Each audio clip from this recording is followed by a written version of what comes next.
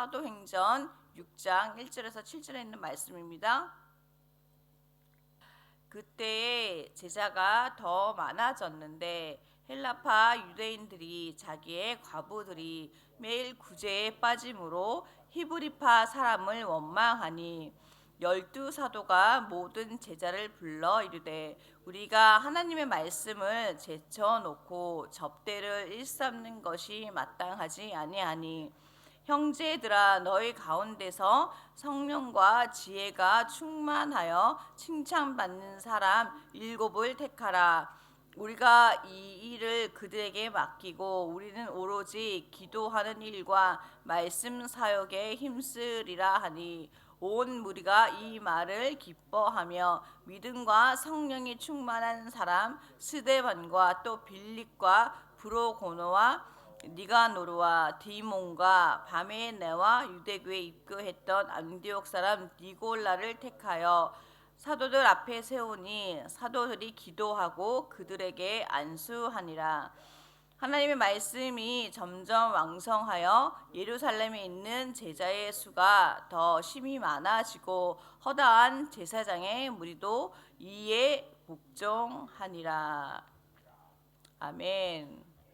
오늘은 성령과 말씀으로 세워진 사람이라는 제목을 가지고 오늘 함께 하나님의 말씀을 묵상하고 또 함께 은혜 나누고자 합니다.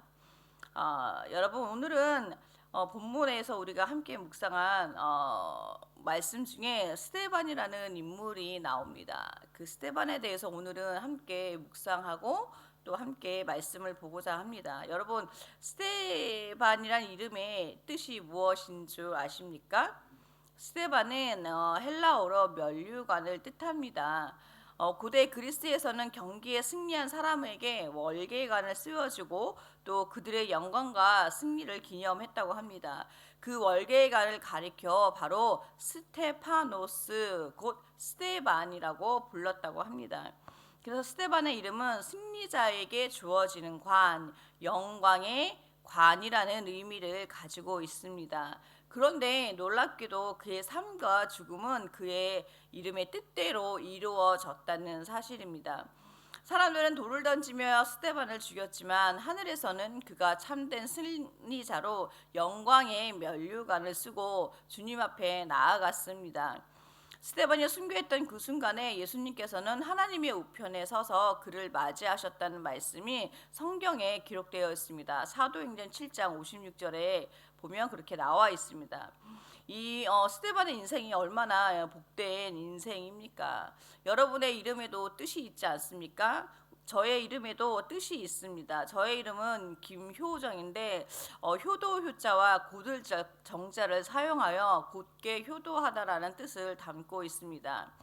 어릴 적엔 이 이름의 뜻을 깊이 생각하지 않았지만 시간이 지날수록 이름이 주는 의미처럼 살아가고 싶은 소망이 커지게 되더라고요. 사실 저는 호주에 멀리 떨어져 있어서 부모님에게 효도를 해야 되는데 그렇게 잘 못하고 있는 것도 또 사실이기도 하고 그래서 항상 동생들에게 미안한 마음이 있는데요.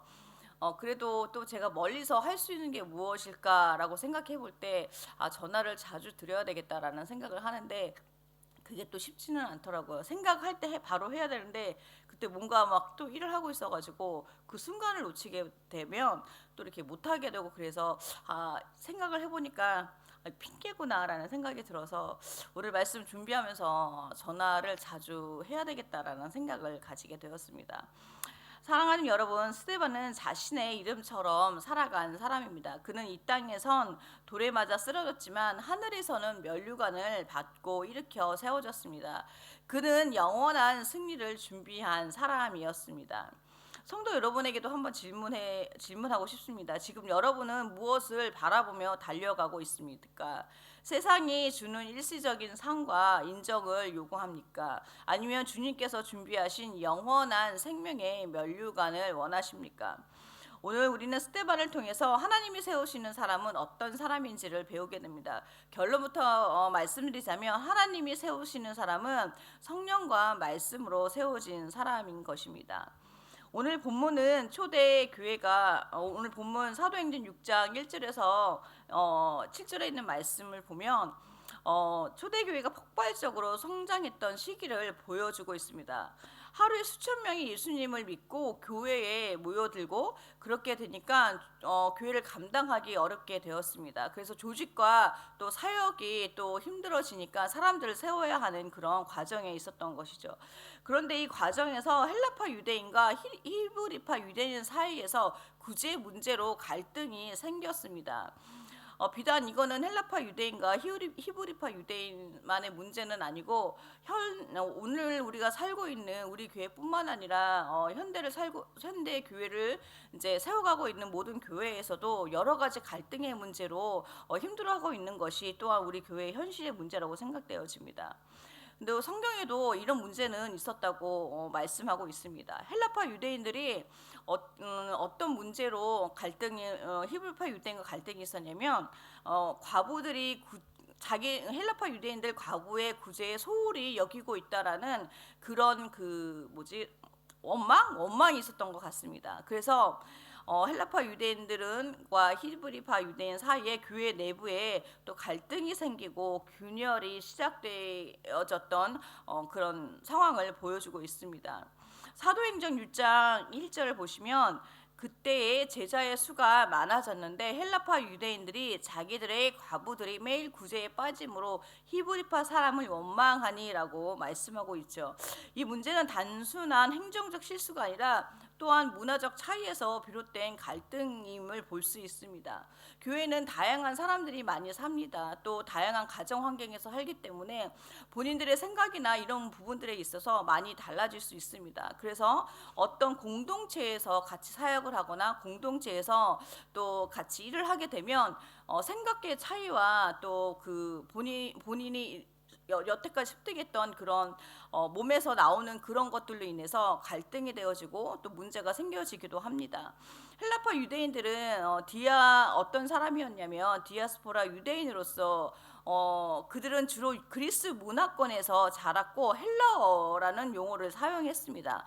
반면에 히브리파 유대인들은 팔레스타인 지역에서 히브리어와 아람어를 사용하는 유대인들이었습니다. 똑같은 유대인이었지만 헬라파 유대인이 있었고 그리스 문화에 익숙한 헬라파 유대인, 그 다음에 팔레스타인 지역에서 아람어를 사용했던 그런 유대인. 우리 교회도 마찬가지죠. 또 세상의 모든 교회도 다양한 사람들이 모여서 살아가는 것이 교회이고 또 다양한 사람들이 모여 있는 곳이 교회입니다. 그런데 예수님을 믿고 같은 교회를 다니고 있지만 생활 방식과 언어, 문화가 달랐기 때문에 서로를 이해하기가 쉽지는 않았습니다. 그리고 문화적 긴장이 과부 구제라는 민감한 문제로 터져 나온 것이죠. 여러분, 예수를 믿는 사람들이 과부를 돕는 문제로 다툰 것이 이상하지 않습니까? 과부를 돕는 일은 좋은 일이고 착한 일이지 않습니까? 또 성경에서도 그렇게 말하고 있습니다. 과부를 돕는 일은 의롭고 선한 일인 것입니다. 신명기 10장 18절을 보면 고아와 과부를 위하여 정의를 행하며 라고 말씀하고 있고, 또 신명기 14장 29절에도 레위인과 내 성중에 거류하는 객과 고아와 과부들이 와서 먹고 배부르게 하라. 하지만 이 좋은 일조차 하나님의 말씀 없이 성령님이 인도 없이 감정대로 행해지면 갈등과 분열이 생길 수 있다는 사실을 우리는 오늘 사도행전 6장 1절에서 7절에 있는 말씀을 통해서 알게 되어집니다. 이때 사도들이 주목한 것은 단순히 다투지 말라는 것이 아니었습니다. 사도들은 이 사역을 감당할 때 성령과 지혜가 충만한 사람들, 즉 말씀으로 세워진 리더들을 세우기로 결정했다는 것입니다. 여기서 중요한 것은 사도들이 리더를 세울 때 그냥 아무나 세운 것이 아니라 하나님의 말씀으로 준비되어진 자를 세웠다는 것입니다. 사도행전 6장 3절을 함께 보시겠습니다. 형제들아, 너희 가운데 성령과 지혜가 충만하여 칭찬받는 일곱을 택하라 라고 말씀하고 있습니다. 네, 이 말씀에서 우리는 하나님이 어떤 사람을 사용하시는지 분명히 알 수 있습니다. 교회의 위기 앞에서 필요한 것은 정치적인 감정이나 행정적인 능력이 아니라 성령과 지혜가 충만한 사람이라는 것입니다. 그리고 그 일곱 명 집사 가운데서 가장 언급된 사람이 누구입니까? 바로 스데반이라는 인물입니다. 집사입니다. 그는 믿음과 성령이 충만한 사람으로 모든 사람들에게 칭찬을 받았다는 것입니다. 그러니까 리더로 세워져야 하는 사람이 무엇일까요? 믿음과 성령이 충만한데 그 믿음은 어디서부터 나올까요? 말씀으로부터 나온다는 것이죠. 그리고 사람들에게 칭찬받는 사람들을 리더자로 세웠다는 사실을 기억했으면 좋겠습니다. 또 성도 여러분에게 이런 질문을 드리고 싶습니다. 오늘날 교회의 위기가 닥쳤을 때 여러분의 이름은 어떻게 불릴 수 있을까요? 스데반처럼 불릴 수 있을까요? 그 사람은 성령 충만한 사람이다. 아니면 그 사람한테 일을 맡기면 정말 하나님께서 일하시는 것을 볼 수 있다라는 이런 믿음을 주는 사람이 될 수 있을까요? 한번 생각해 보셨으면 좋겠습니다. 어떤 목사님이 이렇게 말했다고 합니다. 하나님은 우리가 무슨 일을 하느냐보다 어떤 사람이 되어 그 일을 하느냐를 더 중요하게 보신다라고 말을 했다고 합니다. 스데반은 단지 구제 사역을 맡은 집사 직분만은 아니었습니다. 그는 성령의 능력으로 작은 사명을 감당했고 그의 삶은 초대 교회의 분열을 막고 하나됨을 이루는 귀한 도구가 되었다는 사실입니다. 정말 작을지라도 작은 자라도 성령 충만한 사람이 세워지면 하나님께서 그를 통해서 교회를 세우시는 줄 믿습니다. 사랑하는 성도 여러분, 또한 사도행전 6장 4절에서 5절을 함께 말씀을 보도록 하겠습니다. 사도행전 6장 4절, 우리는 오로지 기도하는 일과 말씀 사역에 힘쓸 것이다 라고 말씀하고 있습니다. 초대교회의 사도들은 구제와 행정사역을 집사들에게 맡기고 자신들은 기도와 말씀 전파에 집중했습니다. 왜일까요? 그것은 교회가 세워지는 힘이 사람의 열심이나 프로그램에 있지 않고 기도와 말씀의 능력에 있기 때문인 것입니다.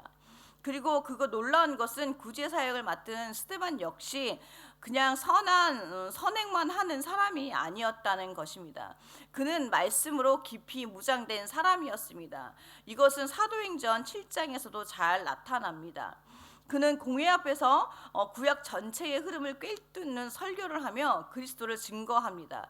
그의 말은 단순히 인간적인 지식에서 나오는 것이 아니라 말씀과 성령이 만나 폭발하는 능력의 메시지를 전달하였다는 것입니다.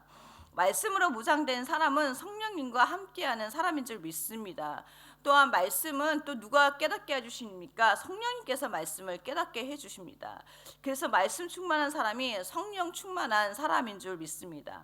근데 우리는 때때로 말씀과 성령을 따로 강조하기도 합니다. 그러나 결과적으로 말씀이 충만한 사람은 성령님의 조명 아래 하나님의 뜻에 따라 순종하는 사람이라는 사실을 오늘 말씀을 통해 깨닫게 되어집니다. 성도 여러분, 여러분에게 다시 한번 질문해보고 싶습니다.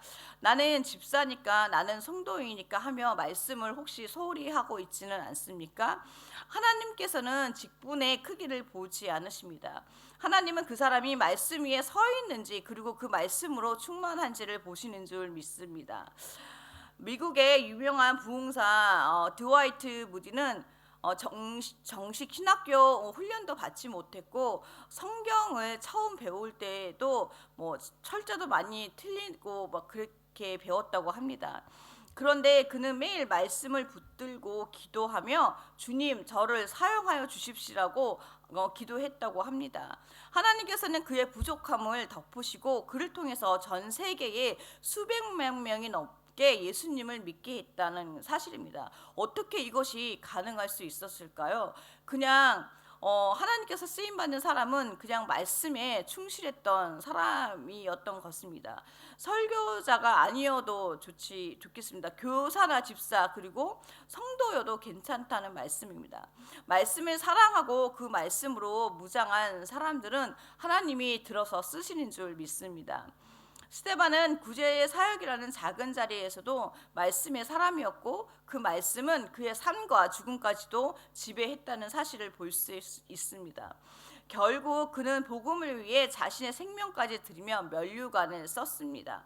사랑하는 성도 여러분, 스데반은 구제의 자리에서도 또 설교의 자리에서도 심지어는 돌무더기에서도 말씀의 사람이었다는 사실을 기억했으면 좋겠습니다.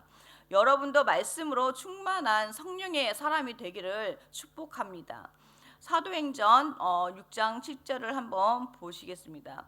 하나님의 말씀이 점점 왕성하여 예루살렘에 있는 제자의 수가 더 심히 많아지고 허다한 제사장의 무리도 이에 이 도에 복종하니라. 스데반을 비롯한 7 집사들이 세워지게 되자 교회는 안정되기 시작했습니다. 그분들이 어떻게 세워졌을까요? 말씀과 성령이 충만한 사람이었다고 말씀드렸죠. 이 사람들이 교회의 리더로 세워지자 교회가 안정되었다고 합니다. 하나님의 말씀으로 한 사람 한 사람 성도를 품고 나아갔다는 것이겠죠. 그래서 사도들은 말씀과 기도에 집중할 수 있었고 구제 사역도 혼란 없이 진행되었다는 것입니다. 그 결과 하나님의 말씀은 점점 더 왕성해지고 교회는 더 부흥되게 되었다는 사실입니다. 여기서 중요한 것은 초대 교회의 부흥이 아까도 말씀드렸듯이 좋은 프로그램이나 시스템 때문에 일어난 것이 아니라 성령과 말씀으로 세워진 사람들이었기 때문에 가능했다는 사실입니다. 지난주 화요일 날 교육자 회의 때 담임 목사님께서 말씀을 하셨습니다. 아마 지난주 수요일에도 목사님께서 말씀하셨었는데 목사님의 어떤 목회관 그거를 저희에게 말씀해 주셨는데 말씀과 성령이 함께 가야 된다. 그래야 그럴 때 그것이 사랑이라는 열매로 이웃에게 전할 수 있다라는 어떤 목사님의 또 그 목회관을 말씀해 주셨는데 그 말씀을 듣고 제가 사실 고민도 하고 그 말씀이 맞는 것 같은데 성경에도 그런 예가 있을까라고 제가 찾아보게 됐어요. 사도행전 7장을 보다가 6장을 보게 됐는데 정말 하나님이 주셨던 목사님의 어떤 그 목회의 방향성이 성경에도 나와 있다는 사실을 저는 발견하게 되었습니다. 그래서 우리가 어떻게 말씀만 주장하는 것도 아니고 성령만 또 강조하는 것도 아니고 정말 우리 목사님이 그 목회관처럼 선포하셨던 것처럼 성령과 말씀이 같이 갈 때 그 안에서 말씀으로 시너지가 일어나고 그 말씀이 우리 삶의 사랑이 되어서 예수 그리스도의 사랑으로 또 세상 사람들에게 또 믿지 않는 사람들에게 정말 온전한 복음이 증거되어 줄 수 있겠구나라는 사실을 말씀을 준비하면서 저도 다시 한번 깨닫게 되었습니다. 사랑하는 성도 여러분, 오늘 여러분의 가정과 또 교회의 부흥을 원하십니까? 그렇다면 하나님께서 여러분 한 사람을 먼저 세우신다는 사실을 기억했으면 좋겠습니다. 내가 성령 충만하지 않거나 말씀을 잘 안 보면 저 다른 사람이 하겠지, 이게 아니라 내가 먼저 말씀으로 다져지고 또 성령의 사람이 되어서 우리 교회를 세워가는 그 한 사람이 되기를 간절히 축원합니다. 하나님은 언제나 한 사람을 세워서 일을 하십니다.